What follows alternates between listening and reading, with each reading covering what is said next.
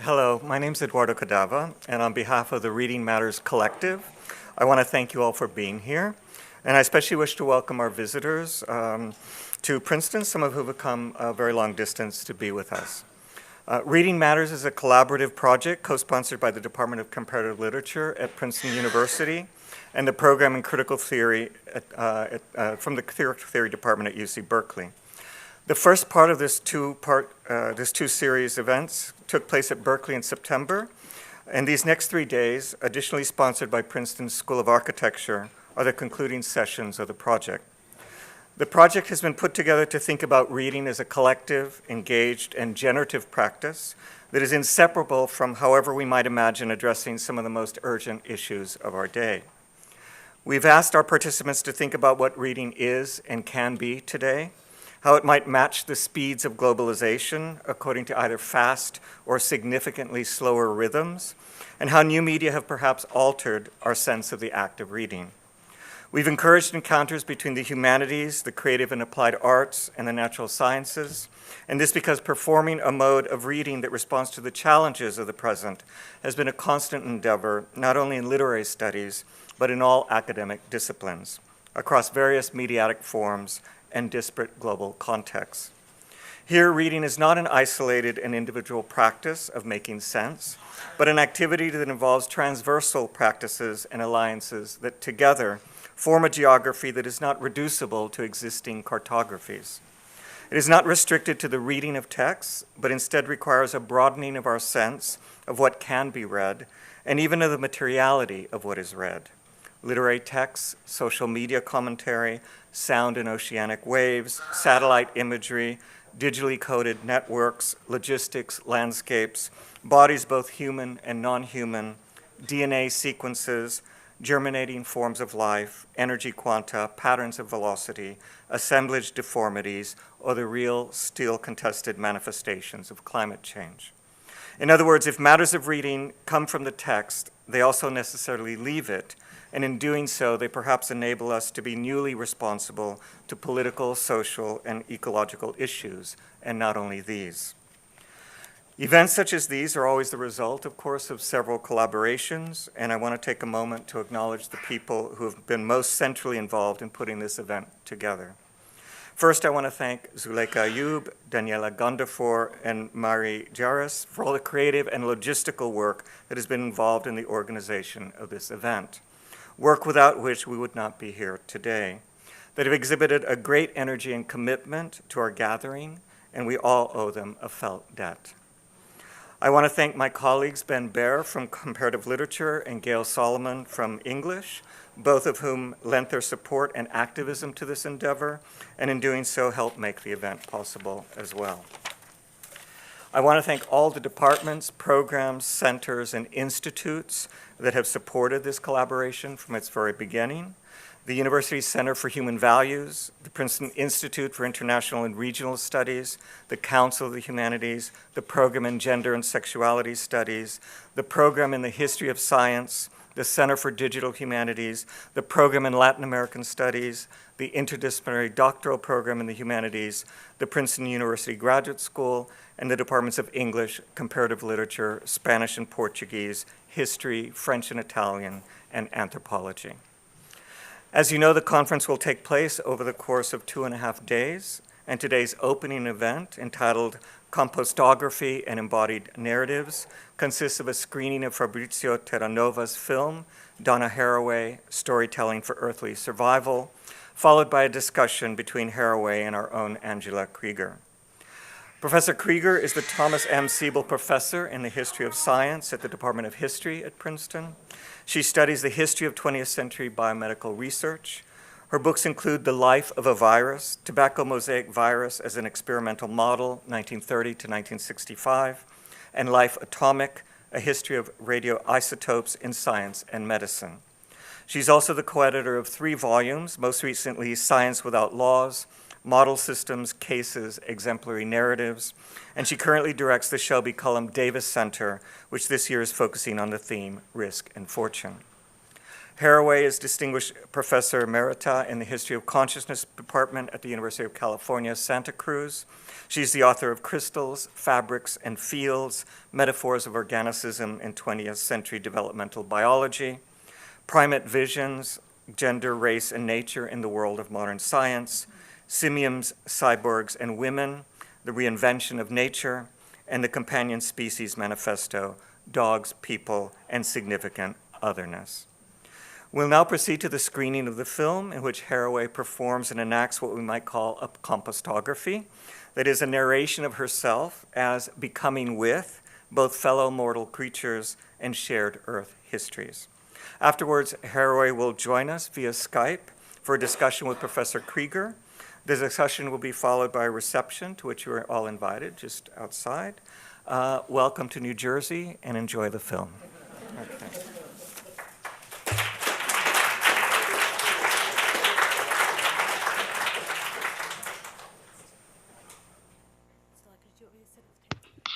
Hello, hello. The camera will be pointing towards the chair. Hello. Hi, Donna, we're here. Do you see the audience? Yes, I do. Hello. Okay, perfect. They're all there, waving. We turn the microphone. And Angela is actually sitting right behind the camera, but Okay. she will begin the conversation. Okay. Long time since we've seen each other in person. Yes, exactly. It's lovely to hear your voice, though.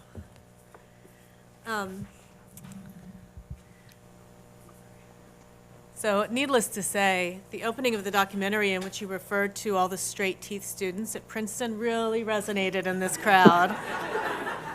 Oh, I forgot entirely that it was my It's hysterical, absolutely hysterical. That As instant Gil junction. Solomon remarked to me, it's still that way. It's a very odd thing that. So of course, it's not just an honor, but really a thrill and a joy to be able to talk with you today. And what I want to do, as you know, is to ask a few questions about how you read and what you read and what difference that might make for us as scholars as well as just for people interested in earthly survival. So in other words, I'm going to try to weave some connections between that beautiful documentary and this theme of reading matters. So I want to start as a historian of science with how you read the work of scientists. And as a friend of Allison Jolly's when she was at Princeton and myself, a kind of renegade biochemist turned historian, I have always loved the way that you read science, not just as an object of critical analysis, but as part of our own theoretical apparatus for understanding the world. And especially the way in which Primate Visions, you really treated the biological contributions and insights of primatologists as also contributions to feminist theory. That really struck me as brilliant at the time and very different from how most science study scholars approach the work of scientists. So I think, for example, of some of the pioneering women primatologists like Sarah Blaffer-Hrdy, who detected the problems with a separation of sex and gender analytically long before feminist theorists began to see some of those issues, and how they themselves had wonderful ways to try to regroup agency naturally and culturally around sex and gender.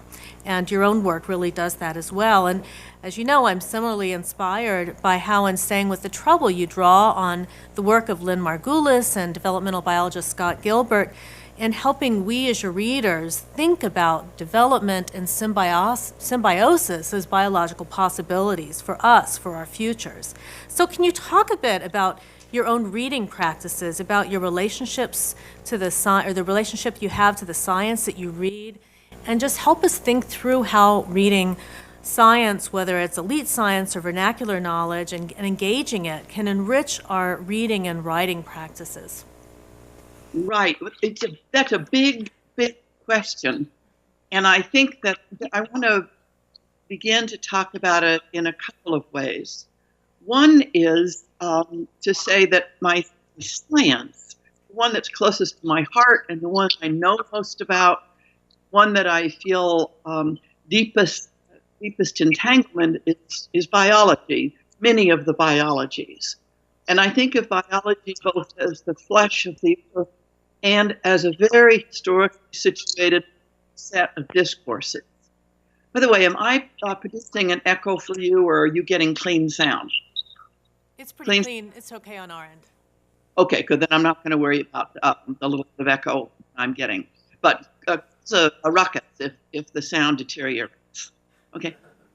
I remember how shocked I was as a person trained in cell, molecular, and developmental biology, who had moved into a theoretical ecology lab with Evelyn Hutchinson and his extraordinary commitment to natural history, that as I read more and more of the history of biology, I came to understand that the organism was itself a system organized by the division of labor and by the distribution of productive and executive functions, that it was a system of energy and production. And somewhere around the 1930s through the 1950s, living beings became, in a really thick way, and control communication intelligence systems. And that this was never merely a metaphor, nor something one could simply choose not to do as a scientist or a biologist or an information scientist or what have you, that the radical constitution of ways of knowing that was something that was going to, that changed my whole life, an understanding of being gripped by an understanding of the radical constitution of the things of the earth in knowledge practices without becoming a relativist. In other words, this isn't all of some kind of weak notion of cultural difference, and that one could simply call other knowledges to correct flaws in some knowledge, and that the practices of colonialism and neo-materialism and hyper-capitalism built into what an organism actually is not something that just be dealt with through some kind of negative critique plus cultural relativism. That the problems were more interesting than that they were harder than that, and that they were my problems because they touched me in heart as well as in my mind, as well as in my daily practices. So that when I tried to talk about my fellow graduates, with my fellow graduate students in biology about the cell as a radically historically contingent object, they looked at me like I'd lost my mind. And I think I was treated as somebody who had lost her mind for a really long time. I remember one lecture I gave on the biology, on the biological organism as a command and control system and an information processing system, and what the historical practices and technologies and the commitments were that produced us that way. And I remember a man whose work I loved, Philip Ritterbush, who wrote a book, really lovely book called The Art of Organic Forms, getting up and screaming at me. I get this very sober, measured, well-argued, I think, lecture, and he got up and screamed at me that I was being hysterical. And the audience was, it was sufficiently funny. The audience just cracked up. But I think, for me, the reading practices sciences have to do with an acute consciousness of inhabiting discourses that are both part of the trouble and a necessary source of knowledge and joy and opening up of worlds, and that I inhabited both. And the only possible way to proceed in reading practices was continuing to be in a state of love and rage vis-a-vis the modern sciences, and also a kind of radical transdisciplinary practice was also not relativist. The kinds of things that storytellers have taught me about the ways biology is relentlessly a storytelling practice, I really treasure, and vice versa. My own way of reading biologists and of practicing as a writer and also as a person whose really most serious commitments for many years have been about multi-species environmental justice, about some way of inhabiting this less violently with each other. I found that I've needed the work of, let's say, the circumpolar Inuit thinkers about their own heritage for thinking about climate, which translate into climate under the term of sila, or breath of the earth, airs, waters, land, a kind of collecting fabric of the world through which radical changes in landscape and water and livelihoods are read and understood, and exist in a kind of Venn diagram. The southern climate scientists who are in the circumpolar north talking about climate change and the melting of the ice in those terms, and all of the above existing in a kind of non-optional relationship to the strategic area that the circumpolar north of this planet is, the multiple national contestations about sea routes and ice thawing and the remaining fossil fuel extractions, that all of these stories and sciences and ways of being in the world are in a thick relationality. So I felt that in order to read, I need to read, in a certain sense, no one can read everything, but I need to read out from what it is that commands my attention, what it is I love, what it is I feel to be fragile, what it is that a real place, some place, not every place. I need to think and read out from what I care about, what has, for utterly contingent reasons, produced whoever it is that I am, and I track sticky threads out from that in order to attach to other worlds, hopefully not in some kind of above the thread overview, but making attachments that can matter for living worlds that are less profoundly dead.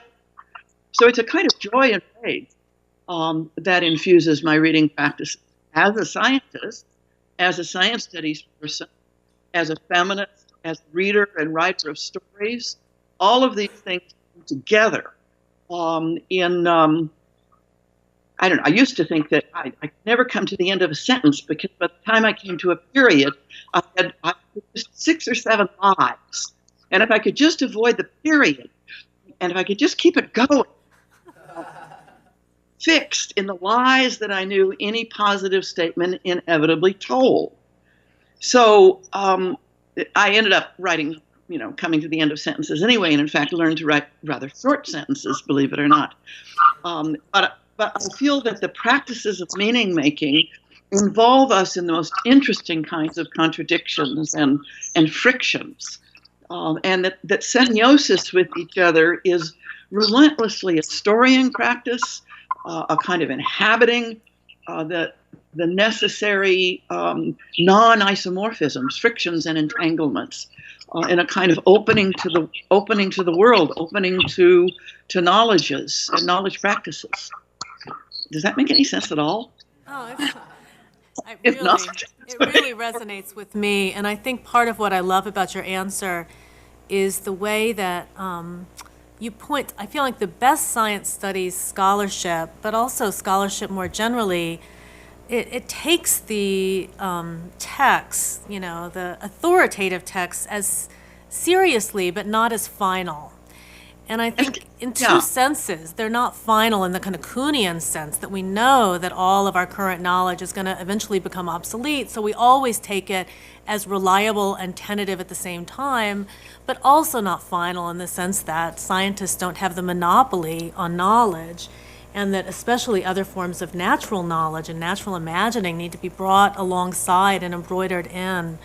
I think that's a really fascinating observation about how we read and how that can both help us to imagine and write differently, and hopefully to interact with scientists themselves in informative and helpful ways. Anyway, well, go ahead. You and I have had a little bit of an exchange about how profoundly we think white Protestant Christianity has shaped secularism. Yes. And has shaped the natural sciences and scientists' views of what it is that they do and have to say in such a profoundly crazy way that even a word like belief, which is, among other things, hardly it's not even a very widespread term in terms practices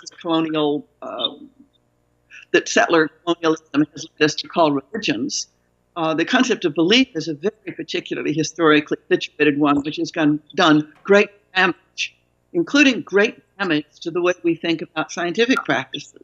Right. So that instead of the material semiotic labor of making things hold, of biting them to see if they're good, an image that I get from Bruno Latour, a kind of working with always fallible but terribly serious systems and machines and each other and the things of the world in order to see how they work, in order to see how they connect with other things. That's what sciences are about. To use a concept like belief for that is truly crazy making. So that one is asked if one believes in climate change, anthropogenic climate change, for example, is essentially asked a question that grows out history of religious conflict from the Protestant Reformation on, from the from the stamping out of heresy that precedes the Protestant Reformation. But the multiple purifications within Christian notions of doctrine have profoundly influenced what counts as secularism as well, and usually without our knowing it.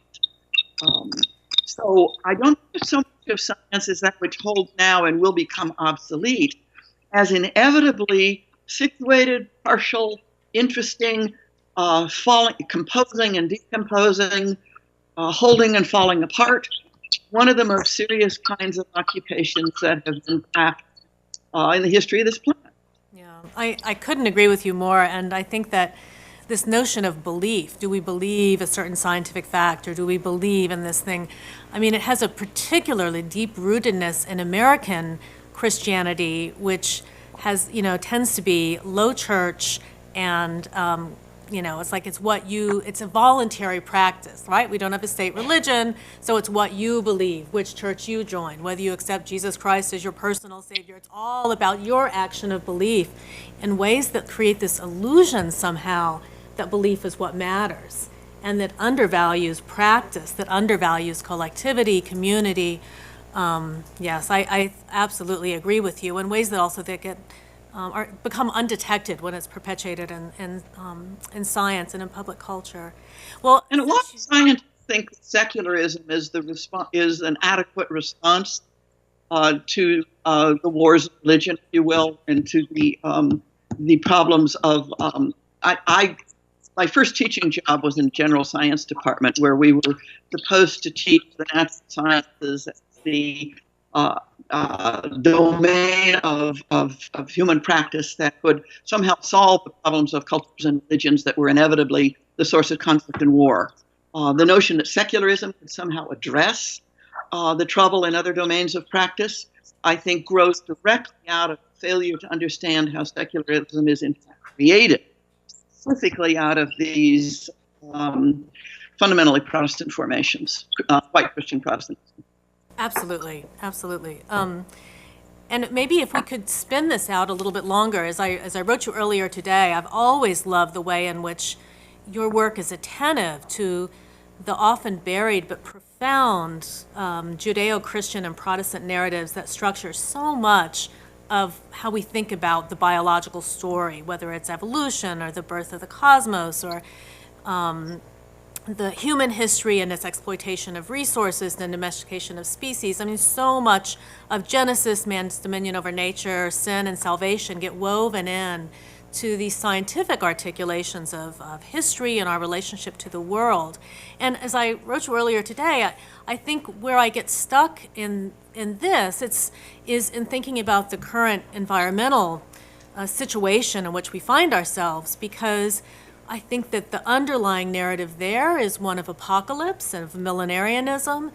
And as a historian of biology, I don't just want to deconstruct that, because I find, as I read you earlier, the kind of prophecies, scientific prophecies of doom to be so completely compelling. And at the same time, that narrative of apocalypse doesn't give us a way to address the situation.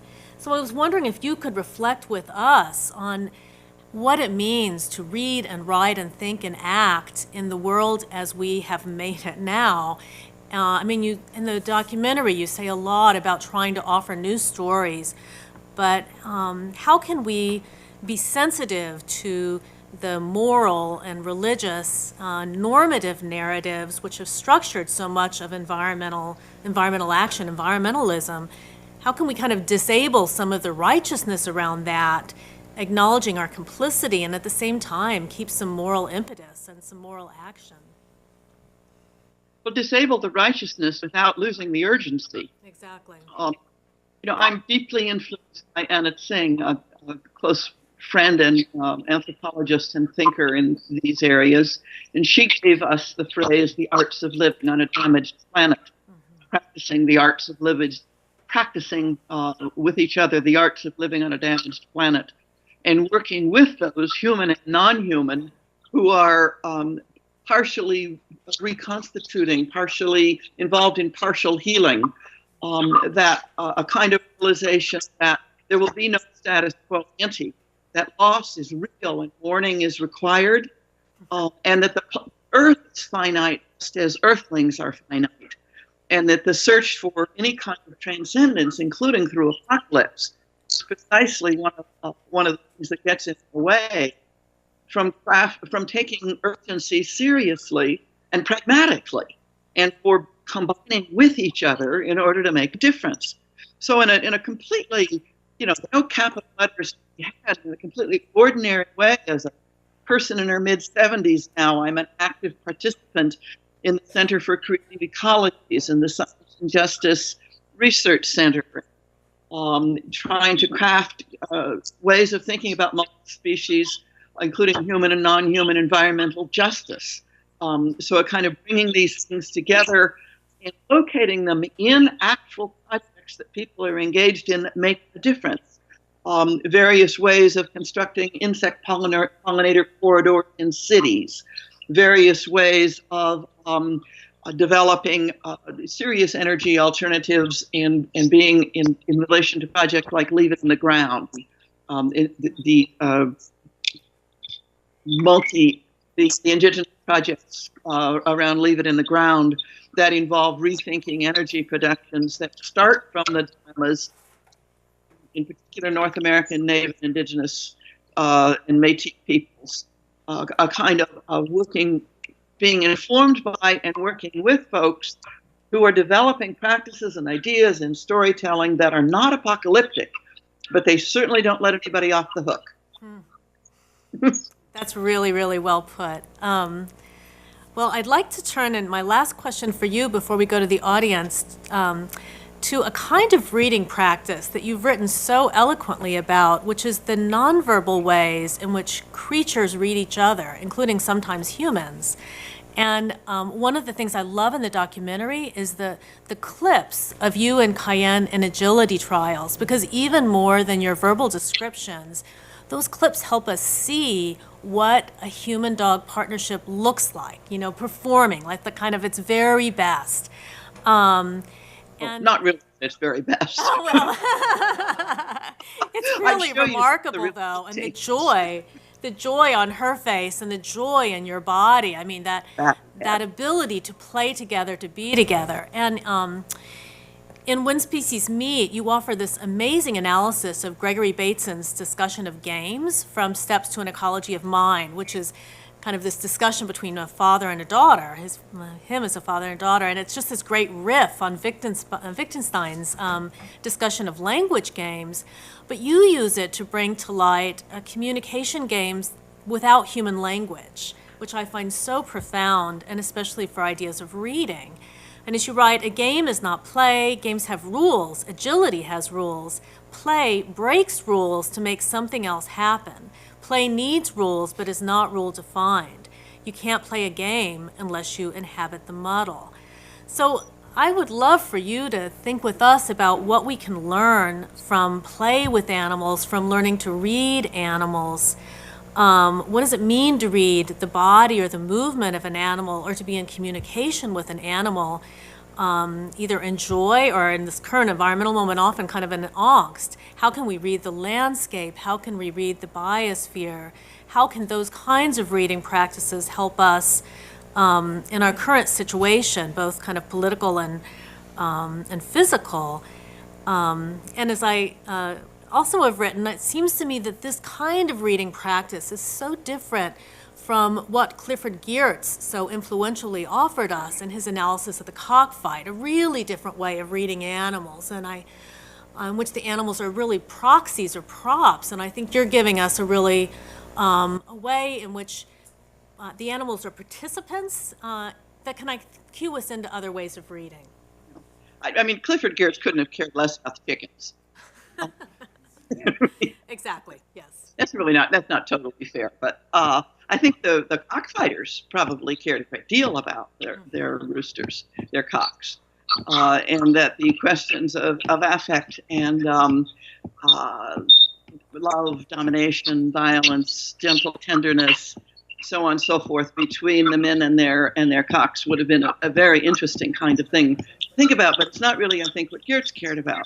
It is what a woman I know who has studied the southern dogmen of the white southern dogmen of the United States, the men who fight their dogs in secret, and has a really gutsy young anthropologist who spent really dangerous time, dangerous in the sense that her notes might be subpoenaed for prosecution of the fighters, dangerous emotionally in terms of the way she cared about the dogs. It was very different from the way the dog men cared about their dogs, studying a scene of a particular situated and racially and species situated kind of masculinity of love and violence, and the ways the dogs and the men shaped each other. That kind of attention really commands me to listen to that kind of work. But when I was reading Gregory Bateson in that dialogue with Mary Catherine Bates and his daughter, I was reading it through the lens of Mark Beckhoff, a biologist, who specifically had studied the biobehavioral doings of the dog family, including wolves and coyotes and domestic dogs and feral dogs and all sorts of dogs for many years, had studied their biobehavioral worlding with each other, and had developed a very strong interest in practices of play. And it's really with Mark and Bateson and Barbara Smuts, whom you know as a primatologist, as well as a person who studied dogs, as well as my own relation to dogs, and learning to play a sport and learning to know what Cayenne cared about, not just what I cared about. That the principles, or in any case, one of the really important things that I got from that is that the roots of the capacity for ethical discernment are not in prohibition, they're in play. That it's in, for example, if you take two dogs who are playing with each other, play bowing and head nodding and tilting of the head, or various things in which they communicate to each other that what is about to happen next does not mean what it means. They do meta-communication all the time, and they do further meta-communication every few seconds during a play bout to reassure each other that it's still safe enough to do this. And dogs who are not good at that kind of meta-communication basically are eliminated as play partners or from play groups. They are isolated by the other dogs because they're safe to play with. So that it's dogs who develop the capacity to read each other's, you can trust me, you can trust me. We can take the rules of our behavioral toolkit, what it is we're capable of doing, and combine it in ways that are always a little risky, but produces a pattern of kinetic activity in the world which quite literally never existed on the planet before. I mean, in some ways, we have very typical ways of play, but particular play with each other, whether it's intellectual, whether it's engaging in a play bout with the dog or watching dogs do it with each other, many other kinds of things. When you engage in play, take your inherited toolkit, the skills that you either inherited from evolutionary history or through education, hard work, or all of the above, that toolkit is put together in a risky way that does something in the world that had never happened before, but only where the partners are worthy of enough trust to do that. So I think of that as the root with Mark Beckhoff, the biologist, who I think first said this. The evolutionary root of ethics is play, not in prohibitions.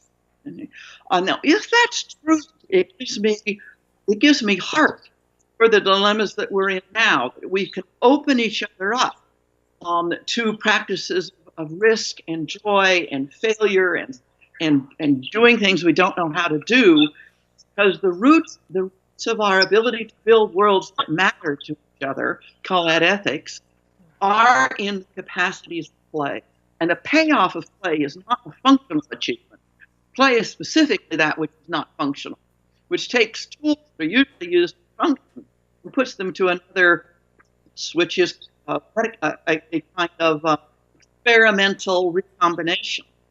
That in those experimental recombinations, the possibility of worlds which are not yet but may yet be emerges. And I think the payoff of that is joy. I think it's joy among the other critters, and I think the payoff for us is awakening the capacities of keeping heart. And I think that's the counter to apocalyptic mind frames too. That in keeping heart, we're capable of mourning, we're capable of recognizing loss, capable of making mistakes and forgiving each other, even once in a while forgiving ourselves.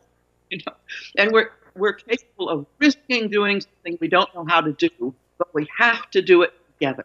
There's no possible way that there's going to be some kind of already existing solution to the most important troubles we have to deal with.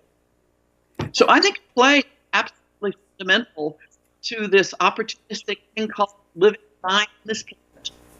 Yeah, that feels really right to me, and especially to try to act collectively. If we get so fixated on being correct, then it's just paralysis. So I think in that sense, play, forgiveness, joy, experimentation of all kinds just seems absolutely critical. Well, I want to leave some time while we still have you for if there's any questions from the audience. And maybe the easiest thing would be for people to come up here to the mic. Does that seem right, Zuleika? Or if you don't have a traveling mic? They can also speak right into the speaker. That should work too. But Okay. Are there any, if you're trapped in the middle, you can find your way out, I hope. But And I like stories as much as questions. I'm afraid this is Princeton. We tend towards rather risk-averse situations, and we're having one of those right now. Any stories?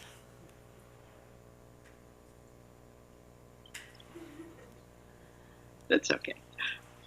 I can't believe how shy. I know some of these people, and I know they're not this shy. No, they're very. Okay, can you hear? I think so. So in your most recent book, I think, Staying with the Trouble, you have this passage at the beginning where you say you're talking about climate change and about which stories we use and which stories we should rather not use. And you're even calling out a friend, I think, in this passage, saying these are the stories we don't use for the future of the Earth in a way. I think you're calling out Natur pretty clearly. Yeah. There's enough echo problem that I'm not sure what you're saying. Okay, let's hear. No, I will get it. Okay. Oh, okay. Okay. I put it a little shorter. In your book, Staying with the Trouble, you're calling out your friend Latour for using Carl Schmitt for telling new Earth stories in a way. And I like this passage because in academia, it feels to me it's sometimes hard to see which stories we can use and which we cannot use and what we can use or what should we rather not use. And I was wondering, you already said a little bit about it, but could you say more about the ethics of reading and citing and whom to cite and with whom to read? Right. Well, yes. And it's true that I was and am really mad at Bruno for going to Carl Schmitt when there were so many better um, so many other writers he could have thought with at just that moment. In what was really a terribly creative and intelligent and deeply thought and felt of arguments in those Gifford lectures, and that turning and to Carl Schmitt's notions of the enemy just seemed truly crazy. The reason I do that with Bruno is someone who, both as a friend and a thinker, I love. So I have a strong commitment to engaging most with those who really matter to me, not in the mood of destructive critique, but something else. And I want that from my friends. I want that from my companions, who aren't always necessarily friends, but which we are at table together. We are, in some sense, oddkin. So this actually goes to a question that Angela was going to raise that we didn't have time to do, which turns on the science fiction or speculative fiction that I read. And I read it as political theory. And I think that political theorists, most certainly including Carl Schmitt, are really writers of speculative tabulations, that they have canonized as political theorists in a way that many of our other writers have not been, even though I think they are better political theorists. And I would pull out of a hat A. Jemison in her fifth season trilogy, where she takes up questions of a damaged Earth and the problem of how it is that there's any possibility of reconstitution, a reconstitution of meaningful, complex life through a whole series of travels that bring up questions of situation and race and species and the questions of extreme environments in ways that I feel like we can draw from in our own theoretical analysis. And I'm sitting here with a pile. I've got Nancy Jane Moore's The Weave. I've got Sherry Merrill Weaves. I've got I.J. Yang's Silk Punk, The Descent of Monsters. I've got The Man with the Compound Eyes from Taiwan, Wu Ping Yi. I've got Rebecca Roanhorse, The Trail of Lightning, set in Diné-Bekeya, just after the sea level rises and the building of the wall, and on and on and on. I'm writing a blurb for the reissue of Ursula Le Guin's Always Coming Home. I turn, of course, to feminist speculative fiction writers from many communities and of several genders, because they do political theory in a way Carl Schmitt was never capable of. And I want like Bruno to do it that way. Other stories?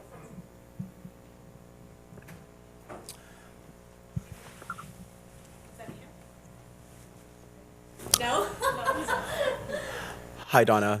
I'm just going to go there. Yeah. I find myself holding the mic in a reticent audience, so I must. This is karmic.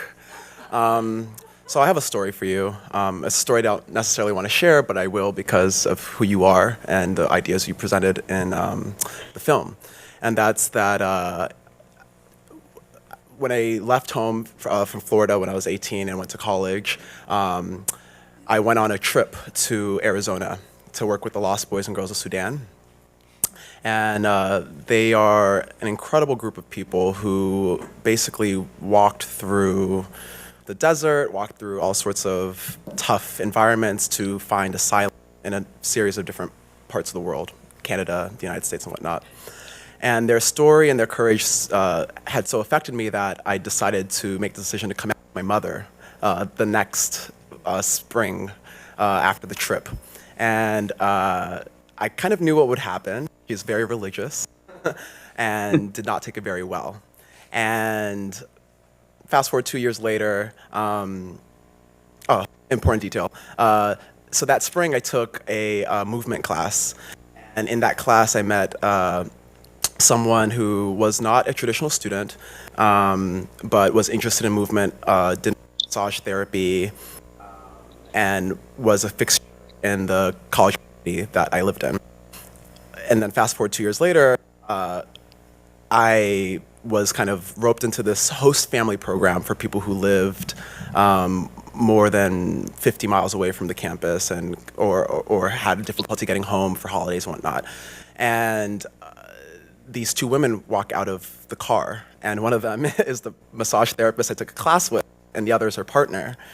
And they ended up taking me into their home, and I was able to spend my holidays with them and kind of deal with the difficulties of coming out and rejection and whatnot. So my question for you, though, is I find your ideas about creating new legal structures, for example, to adopt adults very personally affecting, because that was not an option for me, although I very much feel that I have been adopted, even though it's not legally recognized, and I feel like there's a sort of power in having that option. But it's a funny thing because now I'm debating whether I can go back for Christmas, because every holiday, I grew up asthmatic, and they have 2 cats.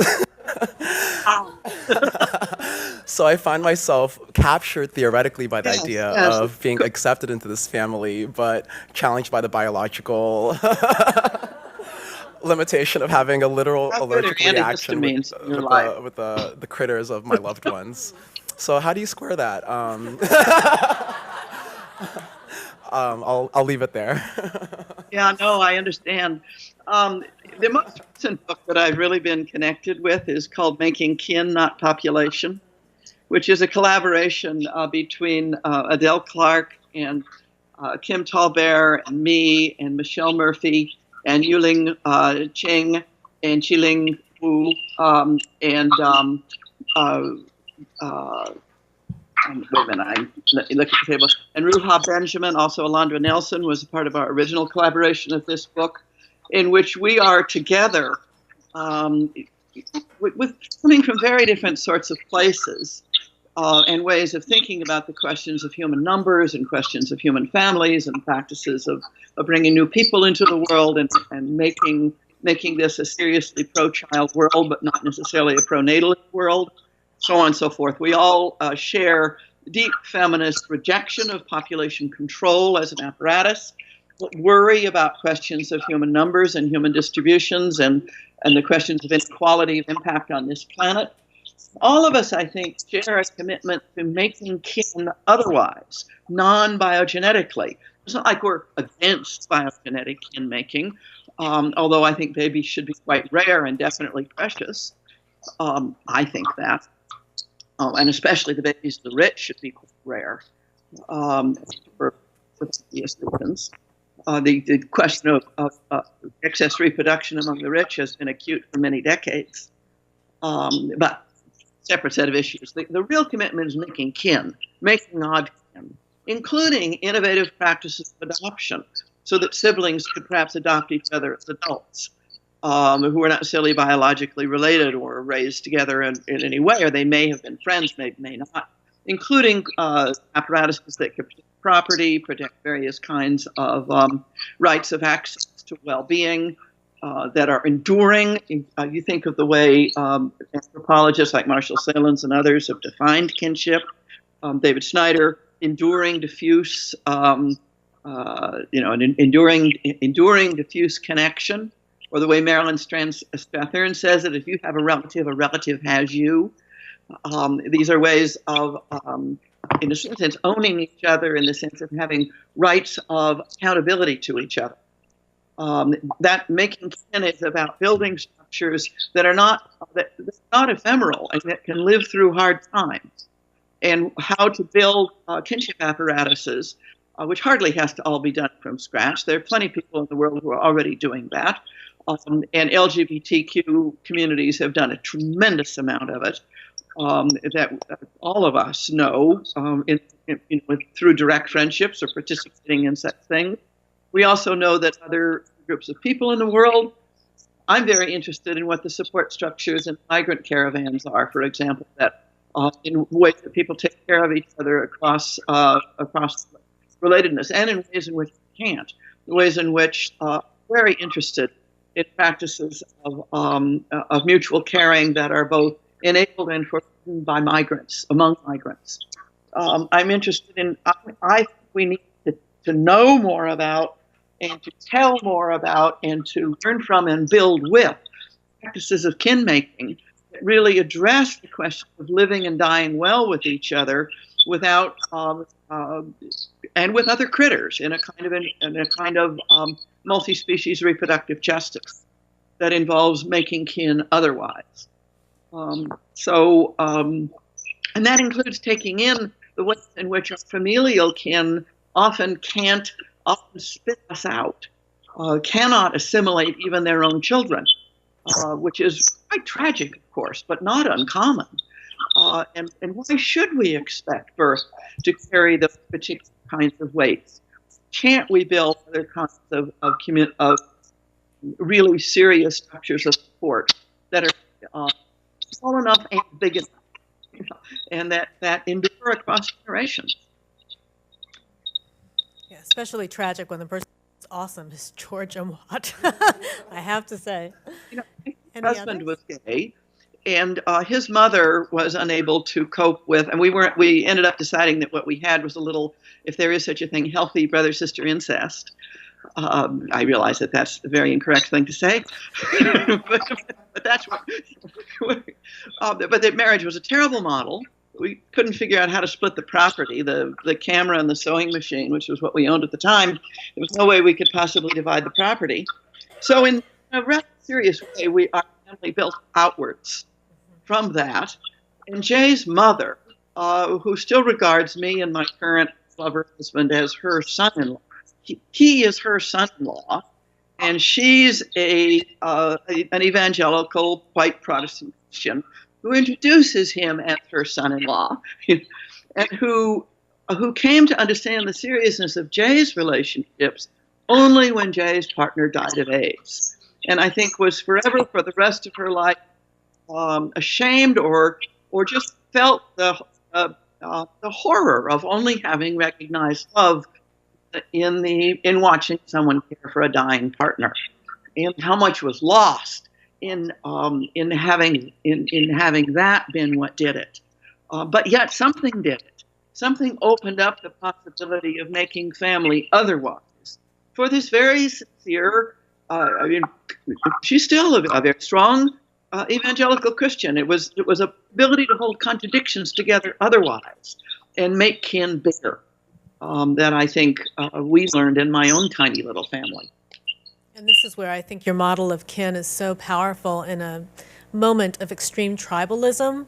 Like that building out is the only way to possibly try to build together again. Yeah. A reading question, yeah. I'm thinking of your early work that you mentioned in terms of organs and kind of this theory of organs that you write about in terms of crystals and the metaphor of crystals, and how it's related to your more recent work dealing with environmental justice. I'm wondering, do you read architecture? It seems like obviously the answer is yes. No. And so I'm really wondering sort of how do you read architecture?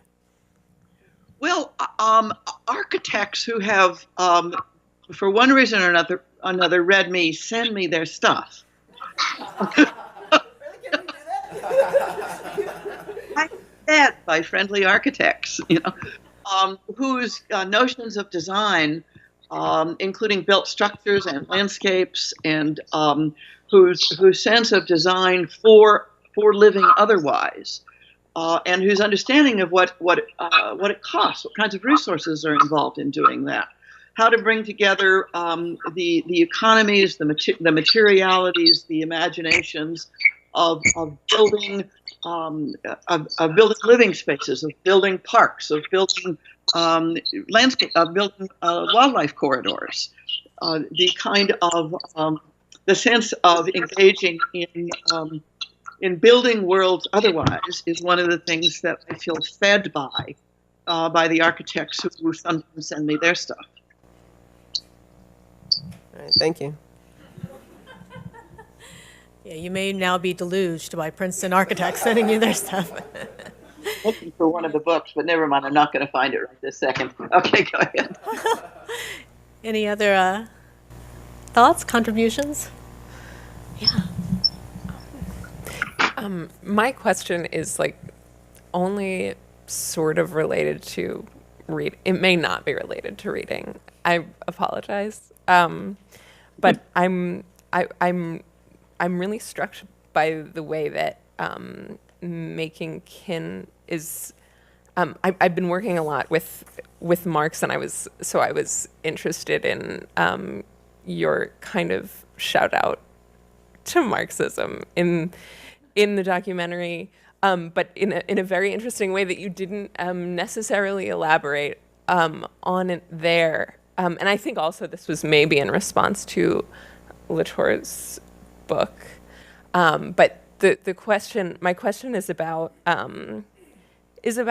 I guess politics, because I can't tell you how much I enjoyed watching this documentary. I feel like better having seen it. And I'm also just thinking about, so working with Marx, who is writing so much about land enclosure and the dismantling of collectivities and of collective lands, how does making kin, is making kin a way of like rebuilding those in a way that doesn't reify a realm of the political that is separate from personal life and kin and sort of individual action? And I'm thinking about your talk about play, whether it's about rebuilding trust, because there is none amid like masses who are like strangers to one another.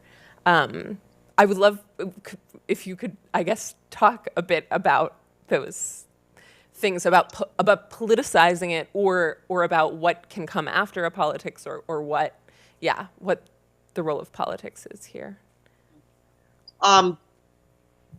Politics are central to what I care about and do and think about and propose, and both in the ordinary, really mundane sense of making telephone calls during an election kind of politics, as well as trying to think strategically about what kinds of things are possible in given political environments on various issues, whether it's water security in California or whether it's co-management practices between the 26 associated tribes of Yellowstone and the settler descendant park managers, what kind of role to play in that kind of politics, so politics exists at many scales and situations.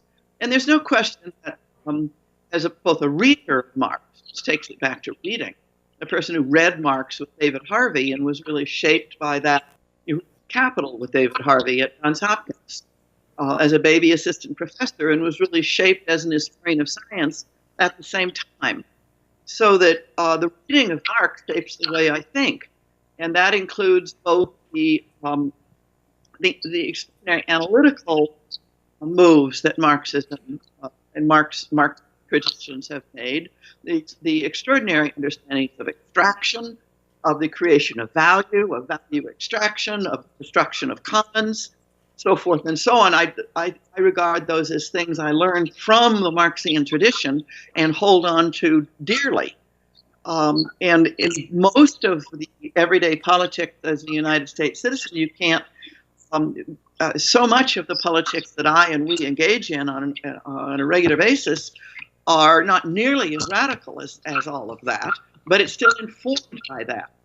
And I think of kinship, the question of the commons. There's a way in which I'm thinking of Marisol de la Cadena's uncommoning, the way that the notion of the commons is taken as unproblematically good. And one could also say it is one of the strongest practices of dispossession in the toolkit of colonizers. And its uncommoning is one of the practices of resistance, saying, well, I'm trying to say too many things at once, but we can talk about either land or stories if you're talking about so fast with this commons. That, for example, who has the right to whose stories, and who can tell whose stories under which conditions is a challenge to the notion of the commons, and that there is that a kind of storytelling commons is necessarily a good thing. Stories belong to the people who make their lives through these stories. And they may share them and they may not.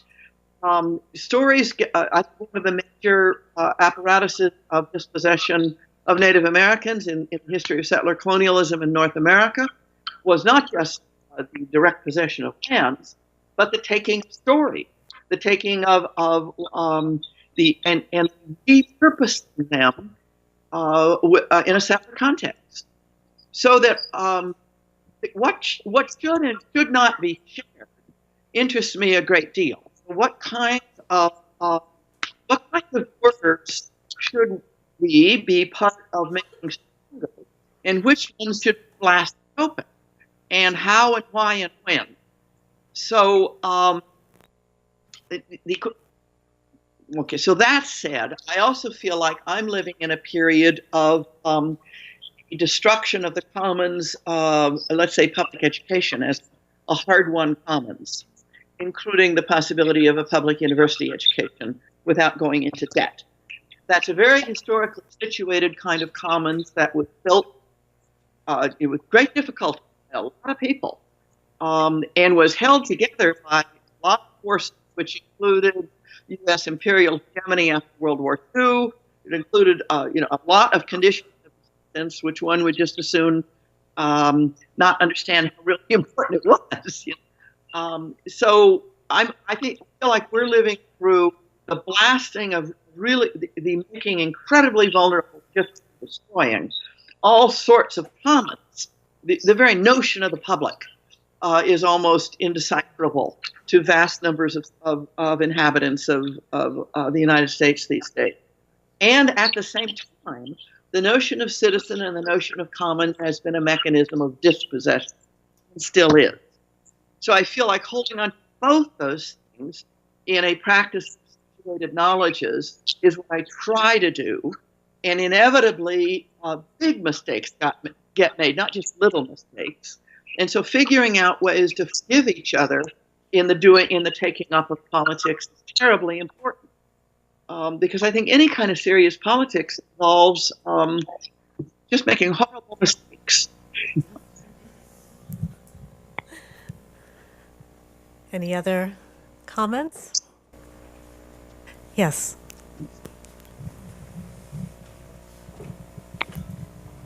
Thank you.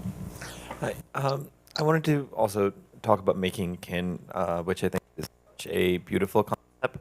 But then, it also seems to me that, in this moment of capitalism where we're beset by sort of these, like, inundated by false choices at any given moment, like, for instance, like the kinds of apps you have, like any, well, in this kind of like consumerist moment, I think that one thing that's really beautiful about our current models of biological kinship is that, people can't often choose their kin, but they still make it work. They still form these like relationships of love and caring, right, for all these sort of times that, for all the ways in which our current family model is like doesn't work. I mean, there's this aspect in which, like, even though people are in these relationships that they don't necessarily choose, they kind of forge these bonds of love anyway.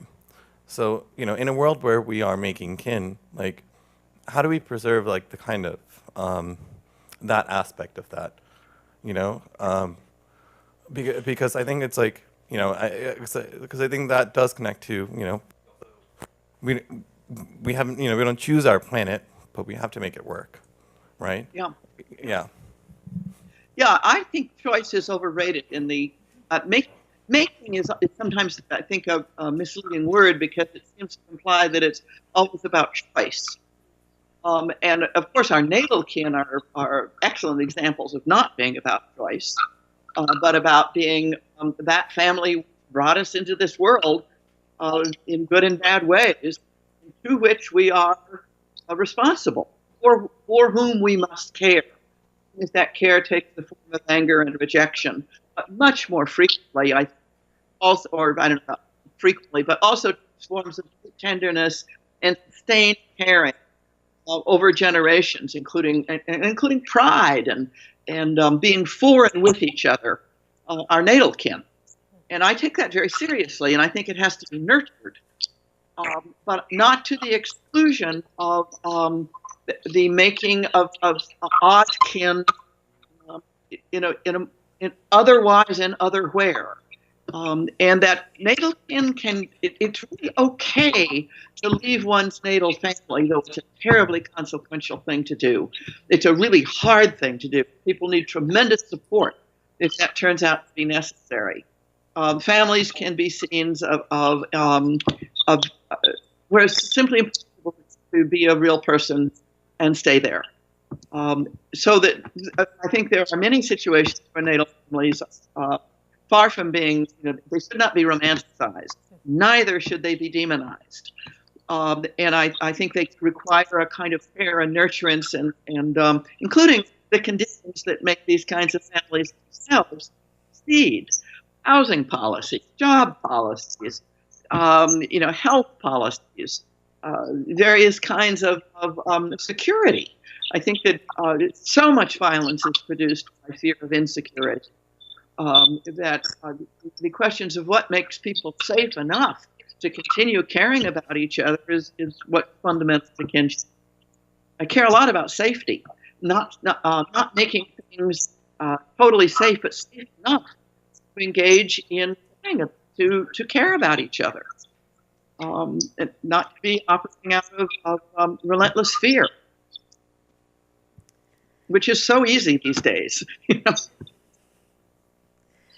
Well, I think we're at the end of our hour of discussion. I want to say that one of the most brilliant phrases to me in the Camille stories, which are excerpted so wonderfully in the documentary, are the reference to this half century after the turn of the millennium as a period of the great dithering. And I think that is just absolutely spot on. Boy, we're in it. That's Kim Stanley Robinson. Oh, it's so smart. So I do feel like this conversation, at least for me, has inspired me to try to read more and dither less. So thank you so much for your time, for your care, for your thoughts. We really appreciate it.